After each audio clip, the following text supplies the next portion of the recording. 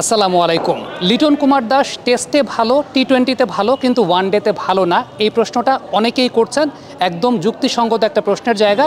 যদিও গত ম্যাচে লিটন কুমার দাসের আউটটা নিয়ে আমি মন্তব্য করতে চাই না, কারণ মিডল অর্ডারে একটা ম্যাচই তাকে আমরা দেখেছি ইন রিসেন্ট টাইমসে, এবং সেটা হাসারাঙ্গার একটা গুগলি ডেলিভারি ছিল যেটা তিনি পিক করতে পারেন না, এবং রিলিজটা অনেকটা লেগ স্পিনারদের মতোই ছিল। সো একটা ম্যাচ দেখে মন্তব্য করবো না, কিন্তু টপ অর্ডারে তো লিটন কুমার দাস ফেল করছেন, সেটা আমরা ওয়ান ডে ক্রিকেটে দেখছি, কিন্তু টি-20 ক্রিকেটে আবার টপ অর্ডারে তিনি ভালোই করছেন। সো এই পার্থক্যের বা এই সমস্যার জায়গাটা আসলে কোথায়? প্রথমত যে জায়গাটা সেটা হচ্ছে ওয়ান ডে ক্রিকেটে কশন এবং অ্যাগ্রেশন, অর্থাৎ আক্রমণ এবং রক্ষণের একটা মাঝামাঝি অবস্থা বিরাজ করতে হয়। লিটন কুমার দাস সেই ব্যালেন্সটাই আসলে রক্ষা করতে পারছেন না, অর্থাৎ কশন এবং অ্যাগ্রেশনের ব্যালেন্সটা তিনি করতে পারছেন না। সাপোজ তিনি হয় ওভার কশাস হয়ে যাচ্ছেন, অতি রক্ষণাত্মক বা অতি সাবধানী হয়ে যাচ্ছেন, অথবা ভুল সময়ে অতি আক্রমণাত্মক হয়ে যাচ্ছেন। আমি যদি বলি যে অতি সাবধানী, আপনি গত ম্যাচের আউটটাই চিন্তা করেন যে অতি সাবধানী হতে গিয়ে তিনি আউট হয়েছেন। আর অতি অ্যাগ্রেসিভ ভুল সময়ে আপনি যদি ওয়েস্ট ইন্ডিজ সিরিজের কয়েকটা আউট দেখেন, অফ স্ট্যাম্পের বাইরের বলগুলোকে তিনি যেভাবে আউট হয়েছেন, সেগুলো আসলে অতি আক্রমণাত্মক ভুল সময়ে। ওয়ান ডে ক্রিকেটের পার্সপেক্টিভে ওই জায়গাটাতে একটা ব্যালেন্স করতে পারাটা আসলে খুব গুরুত্বপূর্ণ, যে আপনি একটা ব্যালেন্স, কশন অ্যাগ্রেশনের ব্যালেন্সটা মেনটেন করবেন।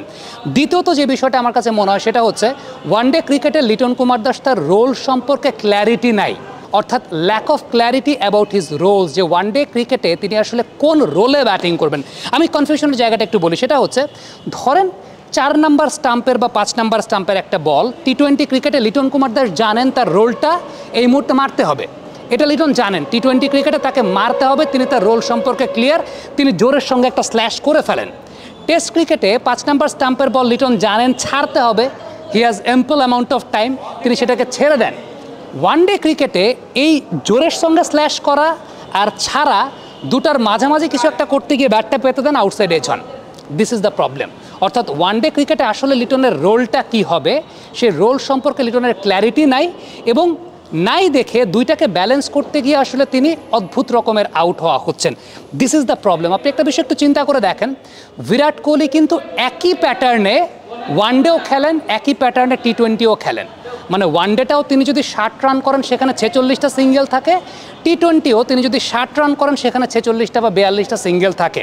সো এই যে প্যাটার্নটা, এটা তার টিম তাকে অ্যালাউ করে, কারণ ওই টিমের মধ্যে ধরেন শ্রেয়াস আইয়ারের মতো একজন ব্যাটসম্যান আসছে, হার্দিক পান্ডিয়ার মতো একজন ব্যাটসম্যান আছে, রোহিত শর্মা আছেন, যারা আসলে অন্য রোলটা প্লে করেন। So Liton Kumar Das is that kind of player, যে জায়গাটাতে আসলে আপনি তাকে তার রোল সম্পর্কে ক্ল্যারিটিটা দিতে পারেন নাই, বা এটা আমি জানি না মেন্টরিংয়ের জায়গায়, টিম ম্যানেজমেন্টের জায়গায় একটা ঘাটতি আছে কিনা, কারণ টি-20 ক্রিকেটে he knows about his role, তিনি কোন রোলটা প্লে করবেন। তাকে এখন অ্যাগ্রেসিভ ইন্টেন্টে ব্যাটিং করতে হবে, 5 নাম্বার স্ট্যাম্পের বল মানে তিনি স্ল্যাশ চালিয়ে দেবেন।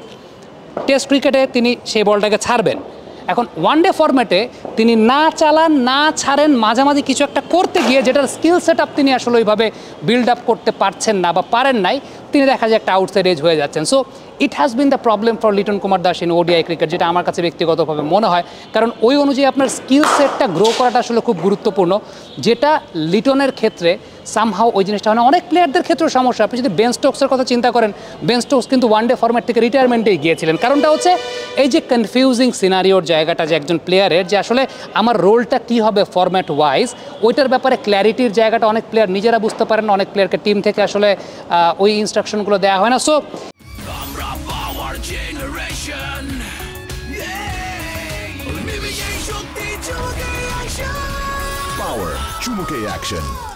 This is the thing. আমার কাছে মনে হয় যে এইখানে নির্বাচক হোক, এইখানে কোচদের হোক, যদিও 5 নম্বরে লিটন একটা ম্যাচে অনেকদিন পরে ব্যাটিং করেছেন, আমি এই ব্যাপারে এখনই একটা ম্যাচের উপর বেস করে মন্তব্য করতে চাই না, বাট তারপরও তার ওই বলটা পিক করা দরকার ছিল। বা ওই সময়টাতে আমাদের বাংলাদেশে যে প্রবলেমটা, যে ব্যাক টু ব্যাক উইকেট পড়ে যাওয়ার পর আলটিমেটলি হয় আমরা অতীব ডিফেন্সিভ হয়ে যাই, অথবা দেখা যায় যে ওভার অ্যাম্ফিজিয়াস হয়ে মারতে যাই। মাঝখানে যে কিছু একটা আমাদের সিঙ্গেল স্কিল বের করা, স্ট্রাইক রোটেশন স্কিলস বের করা গুরুত্বপূর্ণ, ওই জায়গাটা আসলে আমাদের বিল্ড আপ হয় না। আমি আবারও বলি, বিরাট কোহলিকে যদি আপনি দেখেন, বিরাট কোহলি কিন্তু ওয়ান ডে এবং টি-20 ক্রিকেট একই ধাঁচে ব্যাটিং করে থাকেন, একই ধাঁচে ব্যাটিং করেন, এবং তিনি তার টিমের কাছ থেকে অ্যাকম্পেইনটাও আসলে ওইভাবে হন, যেটা বাংলাদেশের ক্রিকেটের প্রেক্ষাপটে আসলে ডিফিকাল্ট। সো আমার কাছে মনে হয় যে এই আলোচনার মাধ্যমে আপনার ওই অ্যান্সারটা পেয়ে গেছেন, যে লিটন কুমার দাস কেন টি-20 ক্রিকেটে ভালো খেলেন, ওয়ানডে ক্রিকেটে ভালো খেলতে পারেন না, কেন টেস্ট ক্রিকেটে ভালো খেলেন, ওয়ানডে ক্রিকেটে ভালো খেলতে পারেন? এটার কারণটা একদম খুব সিম্পল ব্যাপার। Liton is a shaky starter.